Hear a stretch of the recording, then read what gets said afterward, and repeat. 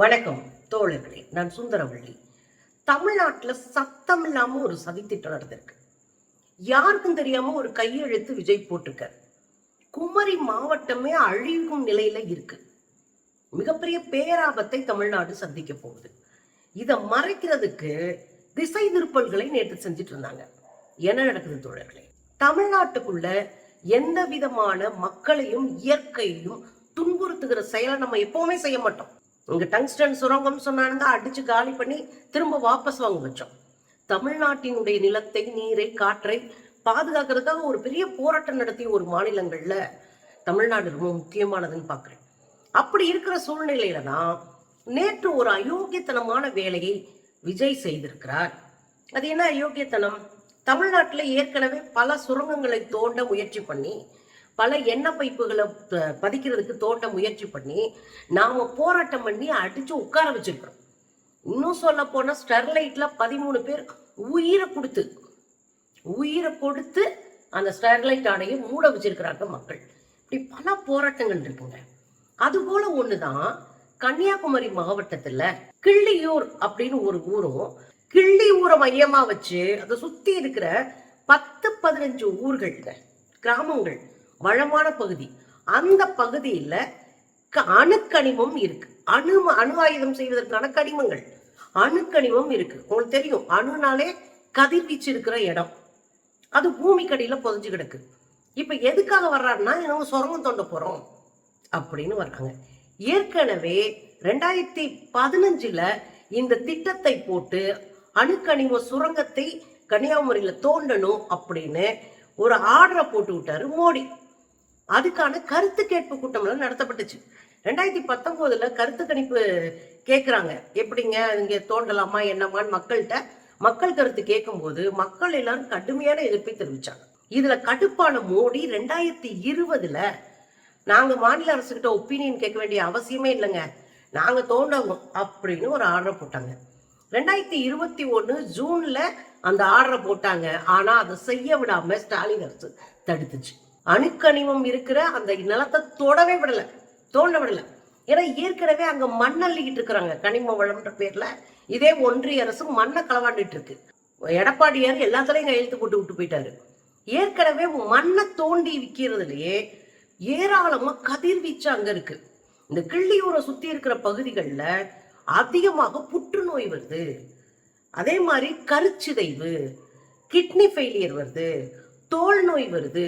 இப்படி பல நோய்கள் அந்த மக்களுக்கு பெரிய தொந்தரவா அந்த நிலைமை மாறி போயிருக்கு. ஏற்கனவே வெறும் மணல் அள்ளிட்டு இருக்கும் போதே இதுல சுரங்கம் தோண்டினா அந்த ஊரே அழிஞ்சு போகும். அவ்வளவுதான். சுத்து வட்டத்துல இருக்கிற ஒரு 30-40 கிலோமீட்டருக்கு சுத்தமா காலி, அந்த ஊரே காலி. ஏன்னா கதிர்வீச்சு அவ்வளவு மோசமானது. மேடம் கியூரி இந்த அணுக்கதிர்வீச்சு தானே கண்டுபிடிச்சாங்க. அதை கண்டுபிடிச்சதுனால புற்றுநோயில இருந்தாங்க மேடம் கியூரி. நீங்க அவங்க வரலாறு படிச்சா தெரியும். அப்ப ரொம்ப டேஞ்சரான விஷயம் இந்த அணுக்கழிவு, இந்த அணு கதிர்வீச்சு.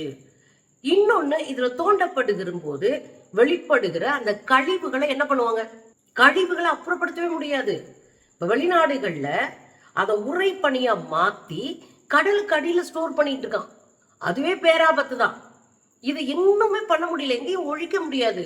மக்களுக்கு ஒரு பேராபத்தை உருவாக்கக்கூடிய அணுக்கனிமம், மக்களுக்கு பேராபத்தை உருவாக்கக்கூடிய ஒரு அணுக்கனிமத்தை பத்தி தான் நம்ம பேசிட்டு இருக்கோம். இப்ப என்ன ஆகி போச்சுன்னு கேக்குறீங்களா? தேர்தலுக்கு முன்னாடி அண்ணன் விஜய் ஒரு தீர்மானத்தை நிறைவேற்றிருந்தாரு. கட்சி கூட்டத்துல ஒரு தீர்மானத்தை நிறைவேற்றிருந்தாரு. என்ன தீர்மானம் அது? நாங்க ஆட்சிக்கு வந்துட்டோம்னா இந்த அணுக்கனிமம் தூண்டி எடுக்கிற சுரங்கங்களை தோண்ட விட மாட்டோம், கன்னியாகுமரியை பாதுகாப்போம் அப்படின்லாம் பயங்கரமா உருட்டி விட்டாரு. இப்ப என்ன ஆகி போச்சுன்னா, ஏற்கனவே அங்க பிரச்சனை இருக்கு, ஏற்கனவே கதிர்வீச்சு இருக்கு. சுரங்கமா தோண்ட ஆரம்பிச்சோம்னா கதிர்வீச்சு அதிகமாகி ஏராளமான மக்கள் வாழ்வா சாவான்ற இடத்துக்கு தள்ளப்படுவாங்க. இதெல்லாம் தாண்டி மீன்பிடி தொழிலும் போயிடும். அங்க இருக்கிற மீன்பிடி தொழிலும் காலியாயிரும். இந்த அணுக்கழிவுகள் போய் எப்படி கடல்ல கொட்டுவானுங்க, மொத்தமா மீன் வளமும் காலியாயிரும். அந்த மக்களுடைய வாழ்வாதாரம் மட்டும் இல்ல, உசுரே தங்கி நிக்க முடியாது. அப்படியான சூழ்நிலைக்கு அதை இட்டுட்டு போகும். அதனாலதான் முதல்ல இருந்த திமுக அரசு, ஸ்டாலின் அரசு அதை தடுத்து நிறுத்தி வச்சிருந்தாங்க. 2026 ஜூன் 11 முடியுது. அவங்களுக்கு கொடுக்கப்பட்ட அந்த 5 ஆண்டு காலம் முடியுது. தமிழ்நாட்டுக்குள்ள எந்த வேலையும் செய்ய முடியல. சுரங்கமே தோண்டலை, தோண்டாம அப்படியே முடிஞ்சு போச்சு அவங்க அக்ரிமெண்ட். ஆனா என்ன தெரியுங்களா, ஜூன் 11 முடியுது, அந்த ஒப்பந்தம் முடியுது. ஆனா ஜூன் 10 அந்த ஒப்பந்தத்தை ஓராண்டுக்கு நீட்டிச்சிருக்கு இங்க தாவேகா அரசு. அதாவது நம்ம அண்ணன் விஜய் வாய்க்கிளிய மேடையில உட்காந்து கைய ஆட்டி பேசுவார்ல, ஒரு ஆண்டுக்கு இந்த திட்டத்தை எக்ஸ்டெண்ட் பண்ணியிருக்காரு, கையெழுத்து போட்டு விட்டாரு. இப்ப இயற்கை ஆர்வலர்கள், சுற்றுச்சூழல் ஆர்வலர்கள் என்ன சொல்றாங்கன்னா, செயல்பாட்டாளர்கள் இது அப்படியே முடிஞ்சிரும், அவ்வளவுதான் இந்த திட்டம் அவ்வளவு முடிஞ்சிரும் அப்படின்னு நினைச்சோம். ஆனா பாத்தீங்கன்னா 10ஆம் தேதி கையெழுத்து போட்டு வச்சிருக்காரு விஜய். இது எவ்வளவு பெரிய ஆபத்தான திட்டம், அதை தெரியாம கையெழுத்து போட்டு வச்சு நேத்து அதை அம்பலமாயி போச்சு. இப்ப அம்பலப்பட்டு வெளியேறுது. உசுர வாங்கக்கூடிய ஒரு திட்டத்தை தமிழ்நாட்டுக்குள்ள எவனாலையும் கொண்டு வர முடியாது. ஏன்னா அடிச்சு ஆடுவோம் மக்கள். ஆனா ஒரு அரசு மோடிக்கு கால் கழுவுற அரசா இருந்துச்சுன்னா, மோடிக்கு ஜால்ரா போற அரசா இருந்துச்சுன்னா, முட்டு கொடுக்குற அரசா இருந்துச்சுன்னா நம்ம என்ன பண்ண போறோம்? இந்த ஓராண்டுல ஒருவேளை சுரங்கம் தோண்டப்பட்டா மிகப்பெரிய பேரழிவை குமரி மாவட்டம் சந்திக்கும். பேரழிவு சந்திக்கும். குமரி மாவட்டம் வந்து இயற்கை வளம் நிறைஞ்சது, உங்களுக்கு நல்லா தெரியும். அந்த மாவட்டத்தவே காலி பண்ணிடுவாங்க. அதுதான் இங்க நடக்க போகுது. இது நேற்று வெளியான உடனே ஐயோ மக்களுக்கு தெரிஞ்சோ கொந்தளிச்சிருவாங்கன்னு இன்னைக்கு எவ்வளவு நரேட்டிவ் செட் பண்ணாங்க. இன்னைக்கு என்ன பண்றாங்க, ஐயோ எங்க ஆட்சியை கவிழ்க்க பார்த்தாங்க, கைது பண்றா அப்படின்னு 3 பேரை கைது பண்ணாங்க. செந்தில் பாலாஜி எங்க ஆட்சியை கவுக்க பாக்குறாரு, அவர் யாரு தெரியுமா, 25 கோடி கொடுக்க பார்த்தாரு, 35 கோடி கொடுக்க பார்த்தாரு, 50 கோடி கொடுக்க பார்த்தாருன்னு ஒரு 3 பேரை அரெஸ்ட் பண்ணி நேத்து அந்த அலப்பற. இன்னொரு முக்கியமான விஷயம் இருந்துச்சு, பதபதைக்கக்கூடிய மக்களுக்கு பெரிய அச்சுறுத்தலை கொடுக்கக்கூடிய ஒரு விஷயம், சாதியானவ படுகொலை. 2 குழந்தைங்கள கட்டி தொங்க விட்டுட்டாங்க, லவ் பண்ணாங்கன்னு. 19, 20, 19, 16 வயசு குழந்தைங்கள மனுஷ மிருகங்கள் செஞ்சிருக்கு. அது இன்னைக்கு பெருசா பூதகரமா பேசப்பட்டிருக்கணும். ஆனா அது பேசப்படல. எது பேசப்பட்டுச்சு, விஜய் எல்லா தோழர்களையும் கூப்பிட்டு கட்சி கூட்டணி எல்லாம் கூப்பிட்டு பேசி பயங்கரமா கையை அப்படி பிடிச்சு நின்னதான் இன்னைக்கு பேச பொருளாச்சு. அதோட திமுக ஆட்சியை கவுத்துதுன்னு இவருங்க அள்ளி விட்ட பொய்கள் தான் இன்னைக்கு பேச பொருளா இருந்துச்சு. ஆனா உண்மையில எது பேச பொருளா மாறி இருக்கணும், ஒரு மாவட்டத்தையே அழிக்க போது மோடி அரசு. அந்த மோடி அரசை கொள்கை எதிரின்னு சொல்லிட்டு தமிழ்நாட்டினுடைய அடிப்படை உரிமையை மறுத்து, தமிழ்நாட்டின் குரலை மறுத்து, தேர்தலுக்கு முன்னாடி ஒரு தீர்மானத்தை போட்டுட்டு வெக்கமே இல்லாம மேடையில பஞ்ச் டைலாக் பேசிட்டு இன்னைக்கு அனுமதிச்சு கையெழுத்து போட்டு விட்டு 1 வருஷத்துக்கு அக்ரிமெண்ட் போட்டிருக்கீங்களே, என்ன கேவலமான ஆட்சி இது. மக்கள் எதுவுமே கேட்க மாட்டாங்க, வேடிக்கை பார்ப்பாங்க. நீங்க சொல்ற பொய்க்கெல்லாம் ஜால்ரா போட்டுட்டு உட்காந்துப்பாங்களா?